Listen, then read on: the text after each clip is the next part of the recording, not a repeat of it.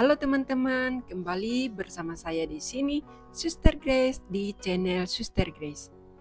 Kali ini saya kembali mengajak teman-teman kita bersama mengunjungi tempat pembuangan atau tempat pengasingan orang-orang kusta pada beberapa puluh tahun yang lalu, di mana mereka diasingkan dan tidak diperhatikan sehingga menjadi satu perhatian untuk pelayanan dari seorang uskup waktu itu, yaitu Bapak Uskup Gabriel Manek. Nah, ini kami dalam perjalanan teman-teman menuju ke Pulau Lembata. Dan karena kami tadi bertolak dari Adonara untuk menuju ke Pulau Lembata, di mana tempat itu berada atau tempat yang kami tuju itu.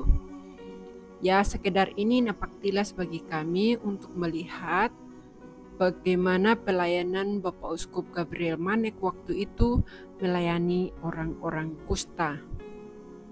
Nah, kami sudah tiba di pelabuhan Leoleba dan akan menuju ke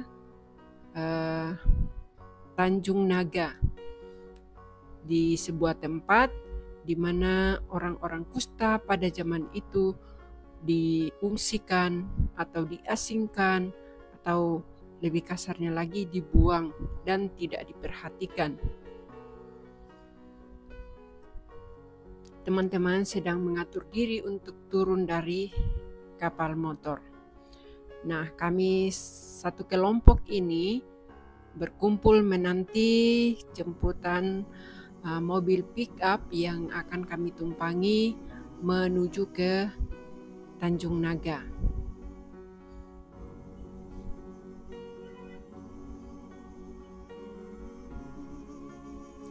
Dan akhirnya kami semua sudah masuk ke dalam mobil pick up dan sedang mengadakan perjalanan. Semua merasa gembira meskipun cuaca sangat terik karena ini sudah jam 12 siang. Jadi sudah panasnya luar biasa, tetapi tidak menyurutkan semangat kami untuk mengunjungi tempat itu.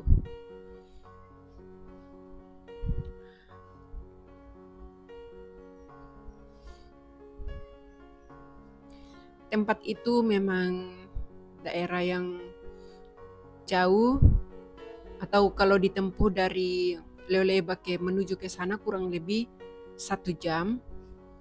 Dan sekarang kami dalam perjalanan menuju ke tempat itu. Cuaca memang sangat terik sehingga semua menggunakan pelindung, entah itu kain, entah itu topi, untuk sedikit melindungi kepala supaya tidak terlalu panas. Tetapi meski demikian, kami tetap menikmati perjalanan. Di kiri kanan jalan semua kering, pohon-pohon semuanya kering karena memang lagi musim kemarau. Akhirnya kami sudah memasuki lokasi itu dan teman-teman bisa lihat ini padang ilalang, tapi karena musim kering jadi ada yang membakar untuk mungkin bisa dibuat lahan kebun. Tempatnya memang sangat kering. Dan disinilah dulu orang-orang kusta itu diasingkan pada masa penjajahan Jepang. Jadi karena orang-orang Jepang, para penjajah itu tidak mau ketularan sakit kusta itu, maka mereka diungsikan ke tempat ini. Nah, ini kami menemukan satu sumur yang dibuat oleh dulu waktu Bapak Uskup Gabriel Manek memperhatikan orang-orang kusta itu, dan karena di situ daerah kering, maka diusahakan satu sumur untuk mendapatkan air untuk kehidupan orang-orang kusta itu.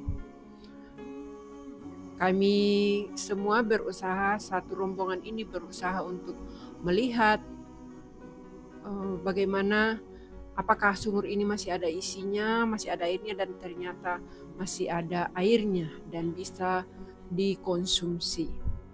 Bisa dibayangkan pada masa itu, apalagi kalau pada masa musim kemarau, bagaimana mereka yang berada, yang diungsikan di tempat ini, yang sangat kering, kekurangan air. Nah, yang saya tunjuk ini adalah salah satu kuburan orang kusta yang meninggal yang baru ditemukan, karena ini lokasi sudah dibersihkan, maka ditemukan ada satu kuburan di tempat itu. Dan memang banyak orang kusta yang dikuburkan di sini, dan beberapa waktu lalu para suster bersama dengan beberapa orang bekerja sama untuk membuat satu kuburan untuk mengumpulkan tulang-tulang orang kusta yang meninggal pada waktu itu, yang kuburannya sudah terbongkar dan tulang-tulang itu sudah berserakan sehingga dikumpulkan dalam satu kuburan. Nah, ini kami menuju ke sana, ke tempat kuburan yang sudah disatukan itu. Disinilah kuburan yang dibuat itu, kuburan baru dibuat untuk mengumpulkan tulang belulang orang-orang kusta yang dikuburkan, yang meninggal pada saat itu dan sudah berserakan. Di ujungnya ada salib, dan kasihan sekali karena korpusnya Tuhan Yesus itu dipotong kepalanya.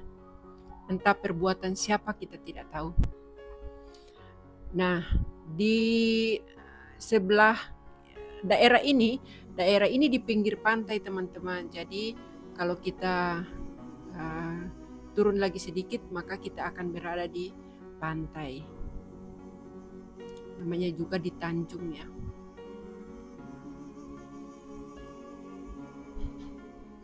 Jadi memang tempatnya ini daerah yang sangat kering ya. Kurang lebih lokasinya seperti ini, teman-teman. Jadi memang waktu itu orang kusta tidak bisa kemana-mana.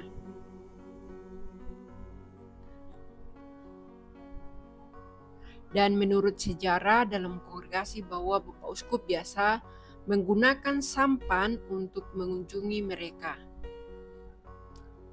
Nah, setelah beberapa lama di sana, kami akhirnya pulang untuk kembali ke Larantuka. Kami akan melalui jalur dari Leoleba ke Adonara, lalu nanti dari Adonara menyeberang lagi di Tanah Merah menuju ke Pantai Palo sampai di Larantuka. Terima kasih, teman-teman.